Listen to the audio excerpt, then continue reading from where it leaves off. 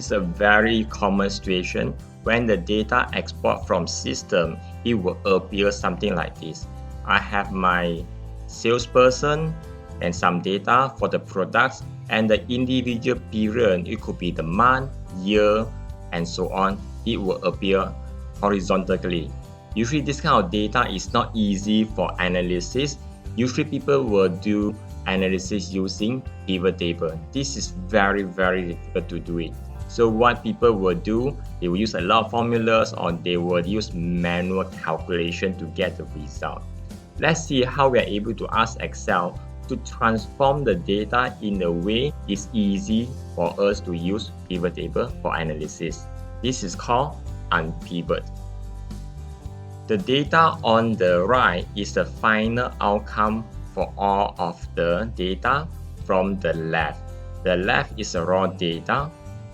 Let's see if I do any changes on one of them. Region North, salesperson Judy, fruit apple. For the year of 2017, I make it as 1000 for the sales. So I go back to the table on the right. I just need to right click and refresh. I will get the data for 1000. This is perfectly okay. However, when there are new months or new years of data coming in, will this able to handle it? In Excel, this is what we expect. When the data come in, we want to have it automatically scale for us so that our work will be only done once. Let me key in some data. It will be 2018. I just make it simple.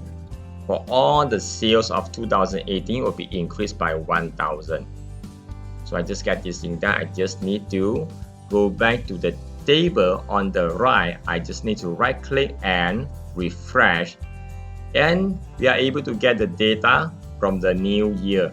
This is how we are able to use Excel effectively so that it's able automatically scale for us for our future kind of work. I hope this gives you some ideas.